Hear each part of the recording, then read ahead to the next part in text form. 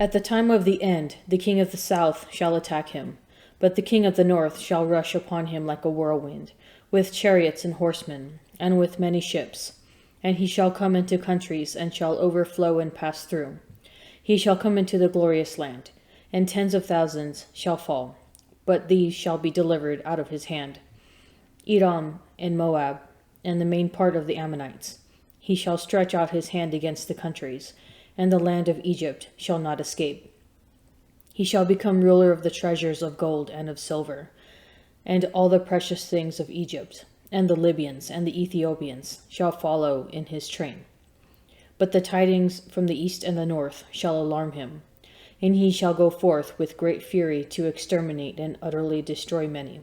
And he shall pitch his palatial tents between the sea and the glorious holy mountain, yet he shall come to his end, with none to help him. At that time shall arise Michael, the great prince who has charge of your people, and there shall be a time of trouble, such as never has been since there was a nation till that time. But at that time your people shall be delivered, every one whose name shall be found written in the book, and many of those who sleep in the dust of the earth shall awake, some to everlasting life, and some to shame and everlasting contempt. And those who are wise shall shine like the brightness of the firmament, and those who turn many to righteousness, like the stars forever and ever. But you, Daniel, shut up the words and seal the book, until the time of the end. Many shall run back and forth, and knowledge shall increase. Then I, Daniel, looked, and behold, two others stood, one on this bank of the stream, and one on that bank of the stream. And I said to the man clothed in linen, who was above the waters of the stream, How long shall it be till the end of these wonders? The man clothed in linen, who was above the waters of the stream, raised his right hand and his left hand toward heaven. And I heard him swear by him who lives forever, that it would be for a time, 2 times, and half a time, and that when the shattering of the power of the holy people comes to an end, all these things would be accomplished. I heard, but I did not understand. Then I said, O my Lord, what shall be the issue of these things? He said, Go your way, Daniel, for the words are shut up and sealed until the time of the end. Many shall purify themselves, and make themselves white, and be refined. But the wicked shall go wickedly, and none of the wicked shall understand. But those who are wise shall understand. And from the time that the continual burnt offering is taken away, and the abomination that makes desolate is set up, there shall be 1,290 days. Blessed is he who waits and comes to the 1,335 days. But go your way till the end, and you shall rest, and shall stand in your allotted place at the end of the days. There was a man living in Babylon whose name was Joachim, and he took a wife named Susanna, the daughter of Hilkiah, a very beautiful woman, and one who feared the Lord. Her parents were righteous, and had taught their daughter according to the law of Moses. Joachim was very rich, and had a spacious garden adjoining his house, and the Jews used to come to him because he was the most honored of them all. In that year 2 elders from the people were appointed as judges. Concerning them the Lord had said, Iniquity came forth from Babylon, from elders who were judges, who were supposed to govern the people. These men were frequently at Joachim's house, and all who had suits at law came to him. When the people departed at noon, Susanna would go into her husband's garden to walk. The 2 elders used to see her every day, going in and walking about, and they began to desire her. And they perverted their minds, and turned away their eyes from looking to heaven or remembering righteous judgments. Both were overwhelmed with passion for her, but they did not tell each other of their distress, for they were ashamed to disclose their lustful desire to possess her, and they watched eagerly day after day to see her.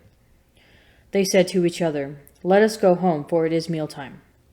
And when they went out, they parted from each other, but turning back they met again, and when each pressed the other for the reason, they confessed their lust.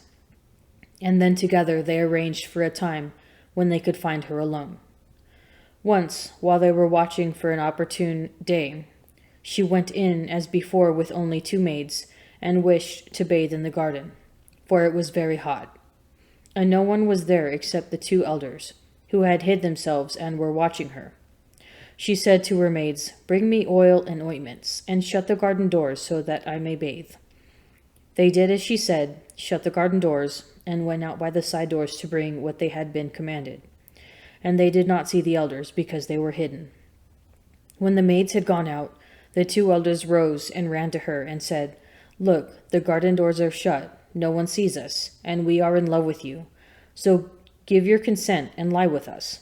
If you refuse, we will testify against you that a young man was with you, and this was why you sent your maids away."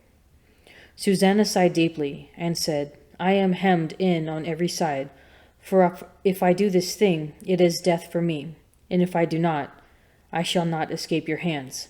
I choose not to do it and to fall into your hands rather than to sin in the sight of the Lord." Then Susanna cried out with a loud voice, and the 2 elders shouted against her. And one of them ran and opened the garden doors. When the household servants heard the shouting in the garden, they rushed in at the side door to see what had happened to her. And when the elders told their tale, the servants were greatly ashamed, for nothing like this had ever been said about Susanna. The next day, when the people gathered at the house of her husband Joachim, the 2 elders came, full of their wicked plot to have Susanna put to death. They said before the people, "Send for Susanna, the daughter of Hilkiah, who is the wife of Joachim." So they sent for her, and she came with her parents, her children, and all her kindred. Now Susanna was a woman of great refinement, and beautiful in appearance. As she was veiled, the wicked men ordered her to be unveiled, that they might feed upon her beauty. But her family and friends, and all who saw her, wept. Then the 2 elders stood up in the midst of the people, and laid their hands upon her head. And she, weeping, looked up toward heaven, for her heart trusted in the Lord. The elders said, "As we were walking in the garden alone, this woman came in with 2 maids, shut the garden doors, and dismissed the maids. Then the young man who had been hidden came to her and lay with her. We were in a corner of the garden, and when we saw this wickedness, we ran to them. We saw them embracing, but we could not hold the man, for he was too strong for us. And he opened the doors and dashed out.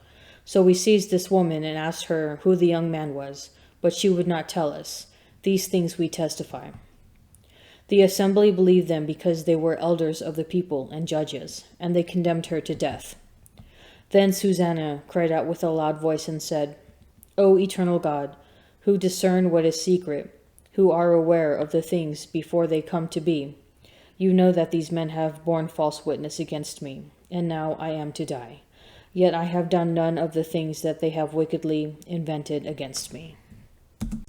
He that takes vengeance will suffer vengeance from the Lord, and he will firmly establish his sins. Forgive your neighbor the wrong he has done, and then your sins will be pardoned when you pray. Does a man harbor anger against another, and yet seek for healing from the Lord? Does he have no mercy toward a man like himself, and yet pray for his own sins? If he himself, being flesh, maintains wrath, will he then seek forgiveness from God? Who will make expiation for his sins? Remember the end of your life, and cease from enmity. Remember destruction and death, and be true to the commandments. Remember the commandments, and do not be angry with your neighbor. Remember the covenant of the Most High, and overlook ignorance. Refrain from strife, and you will lessen sins, for a man given to anger will kindle strife, and a sinful man will disturb friends, and inject enmity among those who are at peace. In proportion to the fuel for the fire, so will be the burning, and in proportion to the obstinacy of strife will be the burning. In proportion to the strength of the man will be his anger, and in proportion to his wealth he will heighten his wrath. A hasty quarrel kindles fire, and urgent strife sheds blood. If you blow on a spark, it will glow. If you spit on it, it will be put out, and both come out of your mouth. Now faith is the assurance of things hoped for, the conviction of things not seen. For by it the men of old received divine approval. By faith we understand that the world was created by the word of God, so that what is seen was made out of things which do not appear. By faith Abel offered to God a more acceptable sacrifice than Cain, through which he received approval as righteous, God bearing witness by accepting his gifts. He died, but through his faith he is still speaking. By faith, Enoch was taken up so that he should not see death, and he was not found, because God had taken him. Now before he was taken, he was attested as having pleased God, and without faith it is impossible to please him. For whoever would draw near to God must believe that he exists, and that he rewards those who seek him. By faith, Noah, being warned by God concerning events as yet unseen, took heed and constructed an ark for the saving of his household. By this he condemned the world and became an heir of the righteousness which comes by faith. By faith Abraham obeyed when he was called to go out to a place which he was to receive as an inheritance, and he went out, not knowing where he was to go. By faith he sojourned in the land of promise, as in a foreign land, living in tents with Isaac and Jacob, heirs with him of the same promise. For he looked forward to the city which has foundations, whose builder and maker is God. By faith Sarah herself received power to conceive, even when she was past the age, and since she considered him faithful who had promised. Therefore, from one man, and him as good as dead, were born descendants as many as the stars of heaven, and as the innumerable grains of sand by the seashore. These all died in faith, not having received what was promised, but having seen it and greeted it from afar, and having acknowledged that they were strangers and exiles on the earth. For people who speak thus make it clear that they are seeking a homeland. If they had been thinking of that land from which they had gone out, they would have had an opportunity to return. But as it is, they desire a better country, that is, a heavenly one. Therefore God is not ashamed to be called their God, for he has prepared for them a city. By faith Abraham, when he was tested, offered up Isaac, and he who had received the promises was ready to offer up his only begotten son, of whom it was said, "Through Isaac shall your descendants be named." He considered that God was able to raise men even from the dead. Hence he did not receive him back, and this was a symbol. By faith Isaac invoked future blessings on Jacob and Esau. By faith Jacob, when dying, blessed each of the sons of Joseph, bowing in worship over the head of his staff. By faith Joseph, at the end of his life, made mention of the exodus of the Israelites, and gave directions concerning his burial.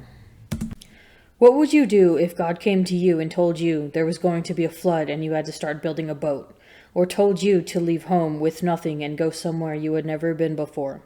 Would you build? Would you go? It's easy to think that those who have followed God's will in the past had something we don't have, some special knowledge or gift.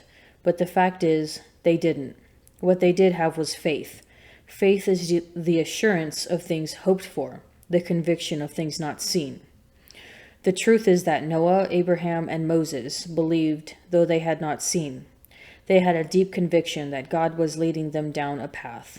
And though they could not see where they were heading or what was waiting for them at the end, they fully trusted God.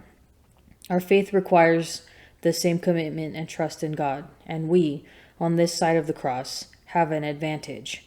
We have the words and deeds of Jesus, who has revealed the Father. How is God asking you to step out in faith?